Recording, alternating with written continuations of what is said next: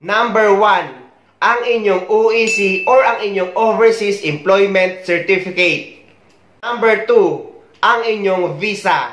Kapag naman guys, wala nang tatak na visa ang passport nyo, ay yung Pink Emirates ID na ang ipapakita nyo sa immigration dahil yan na ang magsisilbing visa natin dito sa buong United Arab Emirates.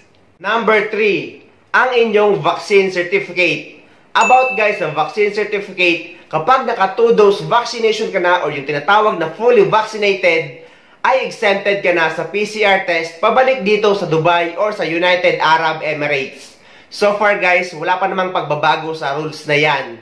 Pero kapag nakapag 1 dose ka pa lang or unvaccinated OFW ka, ay kailangan mo ng PCR test valid for 48 hours bago ang flight nyo pabalik dito sa Dubai.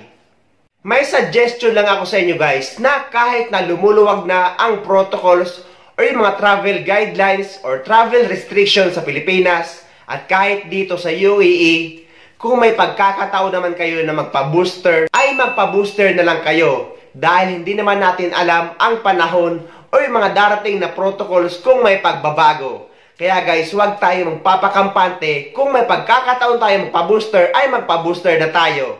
Dahil libre lang naman ito at pwede naman kayo mag-walk-in. Number 4, ang inyong passport. Number 5, ang inyong ticket. And number 6 guys, ang inyong OWA membership. Sa OWA membership guys, marami nagtatanong kung makakaalis ba kahit hindi makapag-renew ng OWA membership. Yes guys, makakaalis kayo kahit hindi kayo nakapag-renew ng OWA membership. Pero guys, lagi kong sinasuggest na dapat lagi tayong active member ng OWA dahil para lang naman ito sa atin. Dahil hindi nyo malalaman ang kahalagahan ng OWA kapag hindi pa dumarating yung time na kakailanganin nyo nito. Kaysa naman guys, saka kayo magkakandara pa na kumuha ng inyong OWA membership kung saka nyo lang ito kailangan. Kaya lagi kong sinasuggest para sa mga OFW sa ang panigma ng mundo na dapat lagi tayong active member ng OWA. Ito yung iilan sa mga use or function ng ating OWA membership. Ang cash assistance kapag nawalan tayo ng trabaho, kagaya na lang nung nagka-COVID-19. At kapag may nangyari sa isang OFW or sa kabilang buhay ang isang OFW na normal death, ay makakakuha yung family nyo ng 100,000 pesos. Kapag naman accidental death, ay makakakuha ng 200,000 pesos ang pamilya nyo. At yung iba pang gamit ng ating OWA membership, kapag gusto nyo papuntahin yung pamilya nyo sa ibang bansa, ay kakailanganin nyo ng OWA membership para ma-sponsoran nyo yung pamilya nyo papunta sa ibang bansa or kung saang bansa kayo nagtatrabaho.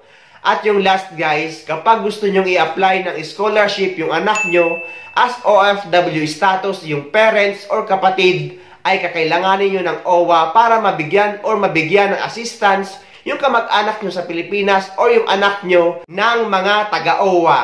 Ayun guys, yun lang naman ang mga updated requirements ang inyong OEC or ang inyong Overseas Employment Certificate, ang inyong Vaccine Certificate, at ang inyong visa, passport, at ang inyong ticket. At yung last guys, ang inyong OWA membership.